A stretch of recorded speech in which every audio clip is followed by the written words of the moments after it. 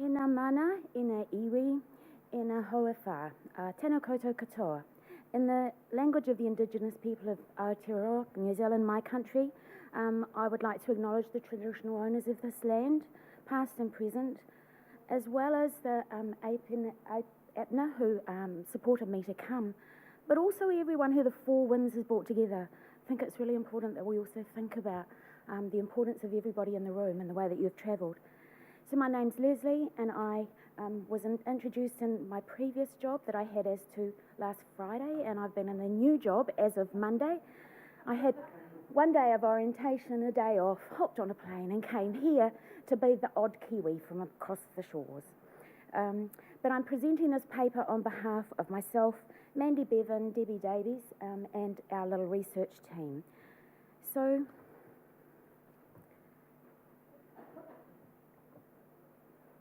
I'm going to talk to you today about a few selected findings out of a little pilot study that we've had running. The aim of this is to actually work out, is it feasible to introduce a tool for use in primary healthcare nursing for the early identification of cumulative patient complexity. This is something that's been funded by the university I worked for the last 23 years and until Friday, which was a Strategic Research Excellence Fund at Massey University.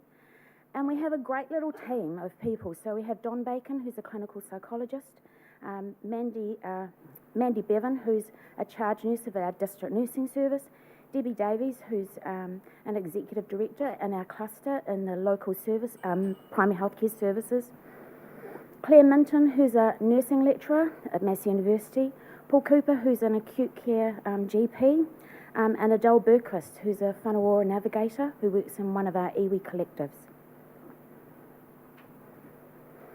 So why cumulative complexity? I'm going to read you a rather long definition.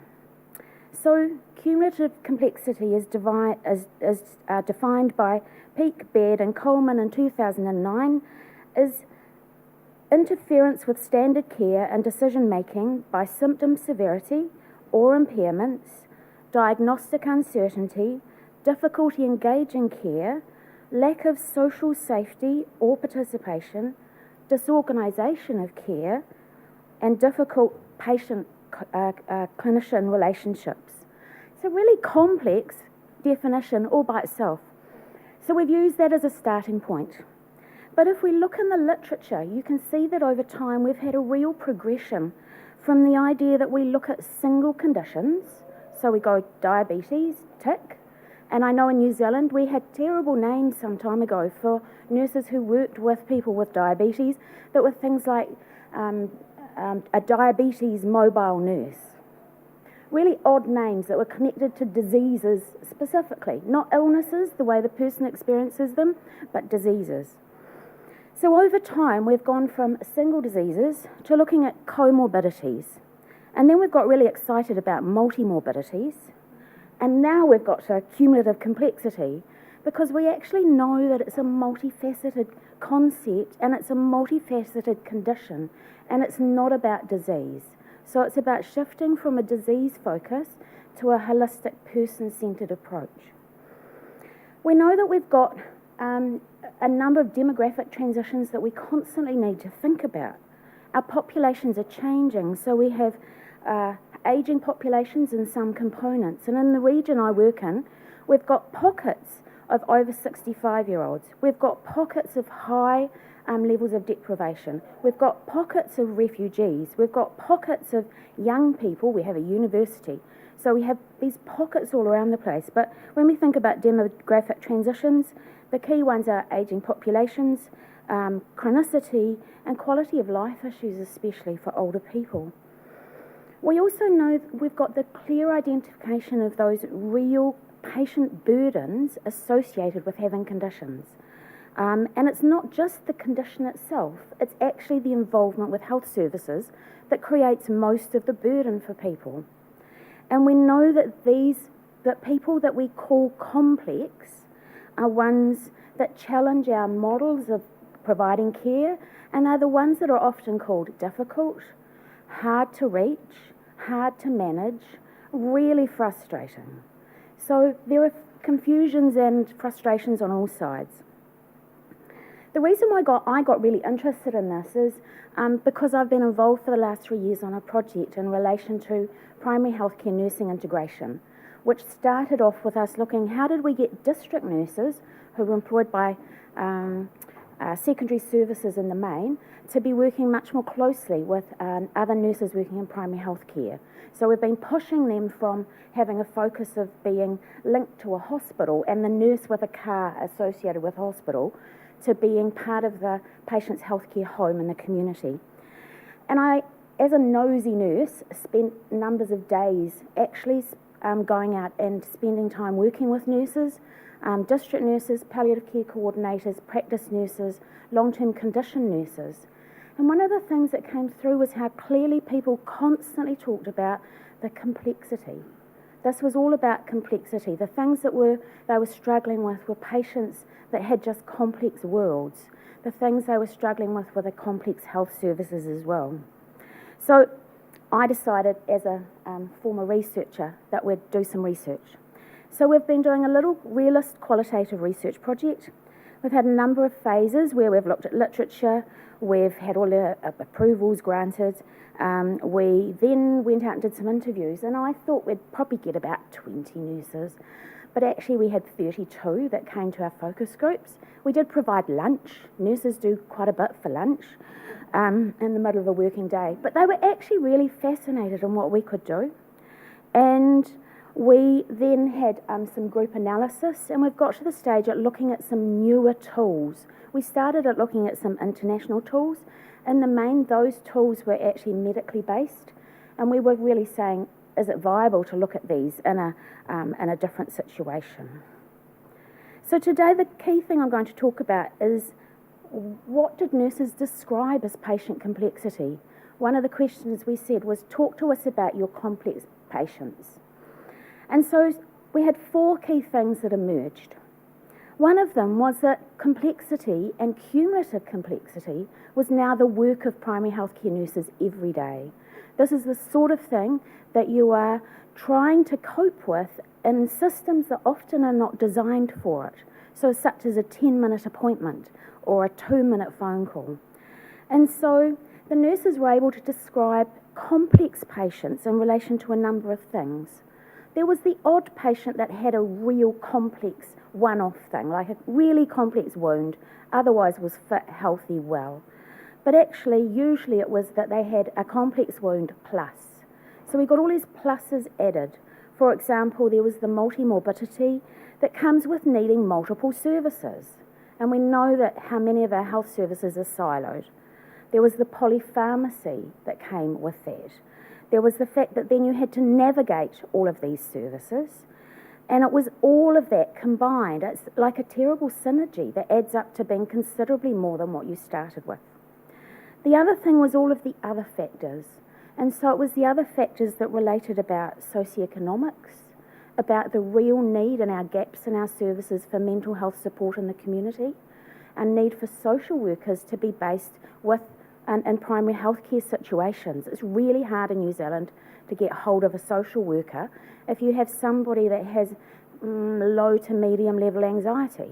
It's a really, really difficult thing if you know that that's related to them being out of work or being on a disability benefit, etc. We know that health literacy is an amazingly complex problem.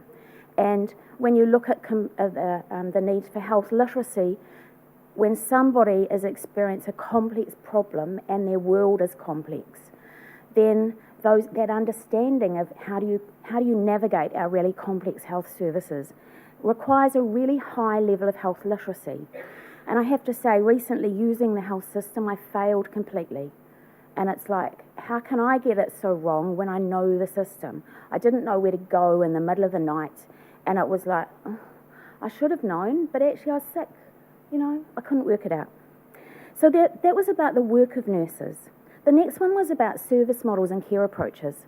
And I was really lucky to have a group from a Maori health and social service provider, quite a little practice, that is doing some really culturally appropriate models and ways of working. So their nurses can have an hour appointment or a 2-day appointment or go home and take a group with them. Their model of working together is considerably different than the model that I noticed when I went and interviewed groups of district nurses who were saying, I need to see 14 people in home visits before lunch. And when I went out with those nurses, I realised I needed to wear running shoes because I actually couldn't keep up with them getting out of the car, into a house, out again to the next place. Or the practice nurses who had a task list in their patient management system that made me feel sick, like this list of things that they had to do. So we know that service models haven't necessarily kept up to date, and we have funding problems that I feel slightly better about actually after yesterday's sessions. Our funding is a little different, and nurses are able to do quite a bit more in general practice because of those differences in funding models. But funding's still an issue. We also noticed that experienced nurses were able to identify patient complexity really early. They were often the ones that they didn't need to read the big file, they didn't need to look at the whole comprehensive assessment. They could pick it up. But they also identified that there were some people that until you actually got to know them, and you got to know them in their environment, you never picked up on all of the things going on. And the last one was that complexity is incredibly difficult to ignore when you do a home visit. It's really, really difficult. It hits you in the face. And a number of the patients that these nurses were working with had been in hospital and then came home. And the nurses in hospital appeared to completely miss the fact that this person didn't have the things that they needed at home to manage. So we asked nurses about what current tools did they have. And oh my giddy aunt, I had an Excel spreadsheet of all of the tools that nurses use or think they use at the moment to assess complexity. But really what they're doing is either disease-specific measures or they're doing comprehensive health assessments, neither of which are particularly well used. They take snapshots generally. Some of our terrible ones in New Zealand are sort of locked as a PDF after a year and you can only update them. Oh dear, I've got another condition tomorrow, that doesn't sort of work. They can be very broad assessments that nurses can't do much about some of the stuff. So there were no assessments actually for cumulative complexity. There were no summary measures that pulled it all together, and there were no care plans that addressed the complexity. So I got really excited in a really sick way, the way that researchers can. So the nurses identified that there's a real clear need for some models. In New Zealand, we have a Maori health model. It's built on the 4 pillars of a house. It's a holistic model, and they wanted us to use that in a tool that they now want us to develop. They want it to be interactive. They want it to work with their patient management system. They want it to be colourful, like traffic lights. There was an idea that it needed to pull data that had already been collected, that it had to be easy and quick, that it was early in a patient's journey. It should be something you can complete straight away. It needed to be shareable and in a common language. So we're currently looking at a tool that's called the Patient-Centered Assessment Method. There's nothing brain science in any of this. But what it does is it has some really easy components that you can add on to other tools that looks at health and well-being, the social environment, health literacy and communication needs, and service coordination.